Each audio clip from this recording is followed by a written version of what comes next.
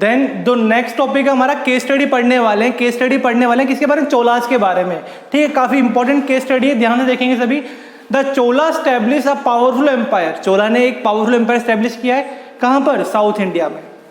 इसलिए उनको इंपेरिकल चोला के नाम से जाना जाता है। The Chola establish a powerful empire in south India, that is why they are known as imperial Cholas. Question आएगा who are known as imperial Cholas, ये वाई, तो लिखोगे चोलास ने पावरफुल एम्पायर आपको स्टैब्लिश किया साउथ इंडिया के अंदर, इस कारण से उनको इंपेरिकल चोलास के नाम से जाना जाता है। दे रूल्ड इन साउथ इंडिया, कहाँ रूल कर रहे हैं? साउथ इंडिया में रूल कर रहे हैं, और नियरली 4 सेंचुरी 400 साल तक रूल करेंगे। एक नहीं करेगा, उनके किंगडम्स के जो एम्पायर हैं, आपके रूलर्स जो हैं वो करते रहेंगे।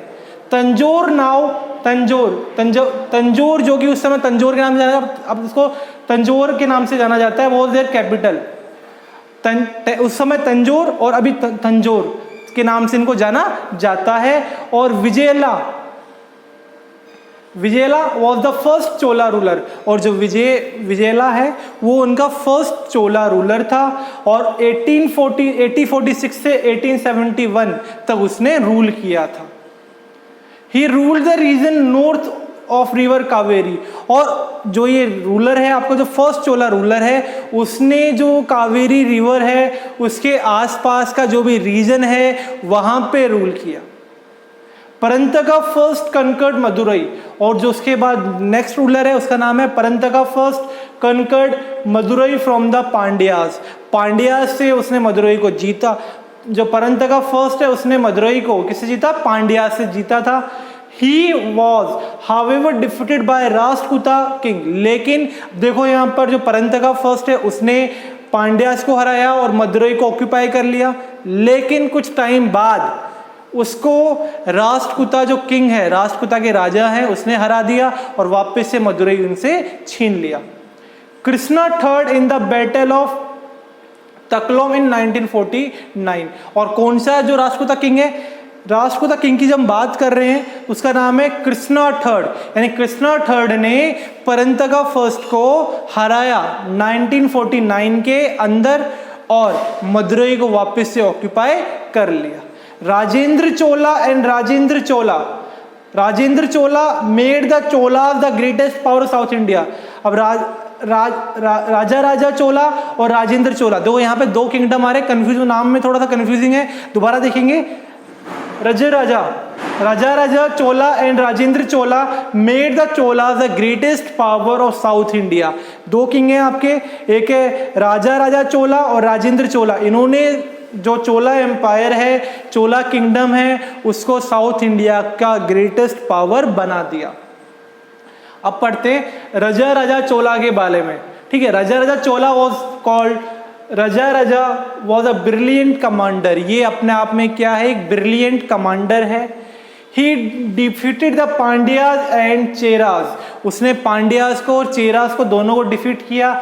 ही built a strong navy to control trade along the coast area. और एक नेवी, मतलब जैसे हम बात करते हैं ना, जैसे इंडियन आर्मी की बात करते हैं तो इंडियन नेवी जैसे है, ऐसे ही यहाँ पे उसने नेवी बनाई है, यानी कि ऐसी सेना जो पानी में लड़ाई करेगी। ठीक है, पानी में आपका वर्क करती है वो क्या कर रही है? वो कोस्टल एरिया को कंट्रोल कर रही है, यानी कोस्टल एरिया में जो ट्रेड होगा उसको वो कंट्रोल करेगी। तो राजा चोला जो है वो अपना के ब्रिलियंट कमांडर है, उसने पांड्यास को और चेरास को डिफीट किया और एक नेवी बनाई जो कि ट्रेड अलोंग कोस्टल एरिया को कंट्रोल करने वाली है। The Chola fleet capture the part of Ceylon, यानी जो चोला के जो फ्लीट है, जो उसकी आर्मी है, जो टुकड़ी है उसकी, उसने श्रीलंका और मालदीव आइलैंड को ऑक्यूपाई कर लिया था, वहां के कुछ पार्ट्स को कैप्चर कर लिया था।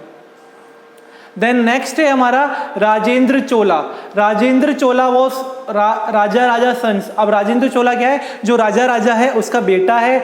ही succeed his father to the throne Rajendra Chola, और अपने पिता के जो गद्दी है, जो थ्रोन, उसको उसने ऑक्यूपाई किया था और अपने एम्पायर को और भी ज्यादा पावरफुल बनाया। उसने भी his army defeated Cheras, Cholukyas and marched as far as north as modern day West Bengal where he defeated the Palyas।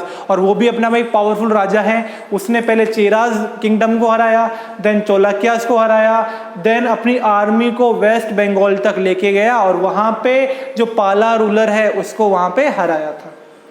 After this victory, इस विक्ट्री के बाद राजेंद्र चोला जो है उसने अपने आप को गंगकई कोंडा चोला के नाम से प्रसिद्ध किया, फेमस करवाया अपने आप को।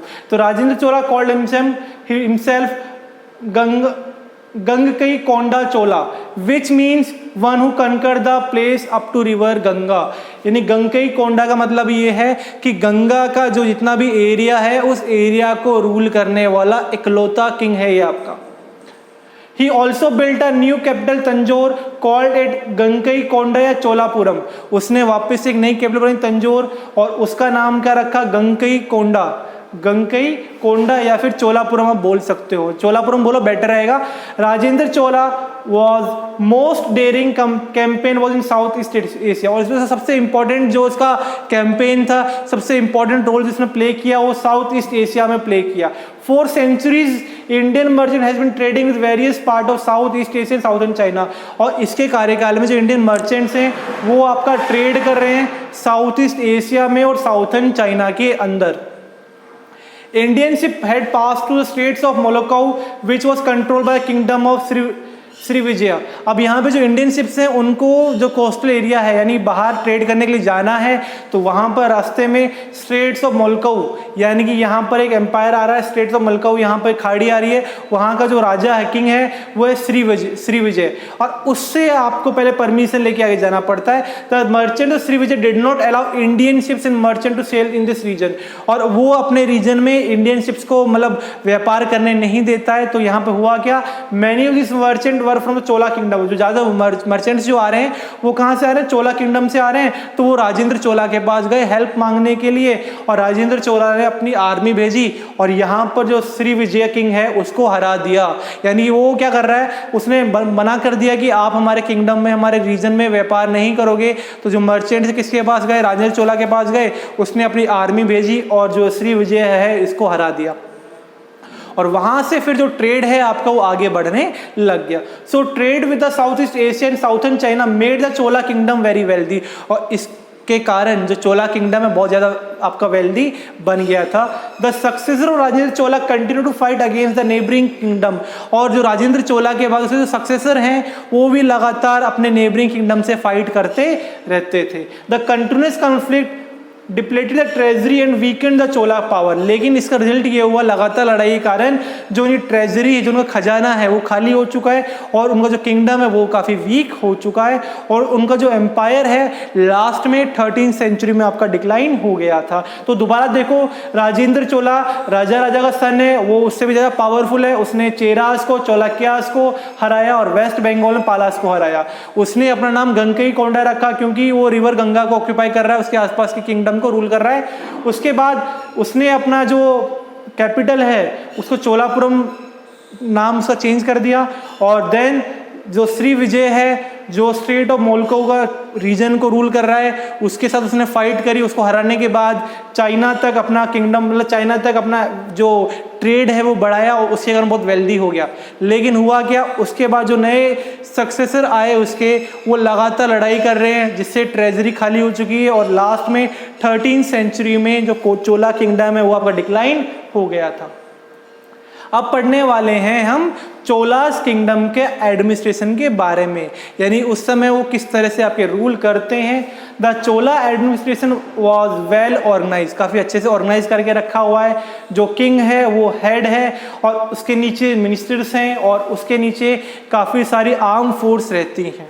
ठीक है, दोबारा देखेंगे, किंग क्या है आपका, हेड है, उसके नीचे काफ़ी सारे मिनिस्टर्स काम करते हैं। उन मिनिस्टर के पास काफ़ी लंबी आपकी आर्मी है, आर्म फोर्स रहती है।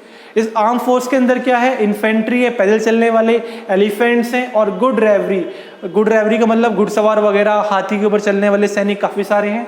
The empire divided into mandals, और एम्पायर्स को मंडल्स में और वेलेंडन्स हैं, प्रोविनेंस और डिस्ट्रिक्ट। जो एम्पायर है राजा ने उसको प्रोविनेंस और डिस्ट्रिक्ट में डिवाइड करके रखा हुआ है, जिसके अंदर काफ़ी सारी विलेज आपकी आती हैं।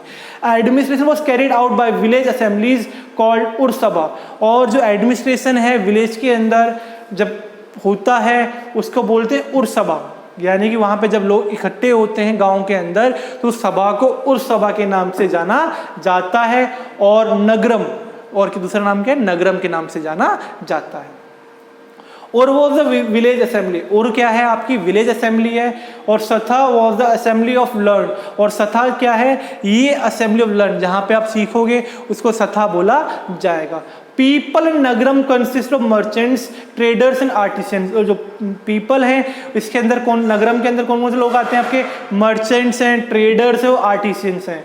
और जो एविडेंस है वो हमें ये मालूम चलता है कि वहाँ पे जो लोकल सेल्फ गवर्नमेंट है काफ़ी अच्छी थी, लोग वहाँ के उस समय काफ़ी ईमानदार थे, काफ़ी अच्छे से काम करते थे। ब्राह्मण्स वो रिस्पेक्टेड अलॉट, ब्राह्मण्स की बोला बहुत ज़्यादा रिस्पेक्ट की जाती थी और उनसे काफ़ी सारी चीज़ें सीखी जाती थी, और मर्चेंट्स रिस्पेक्ट करने के लिए आदर के फॉर्म में उनको काफ़ी सारी वेल्थ देते थे।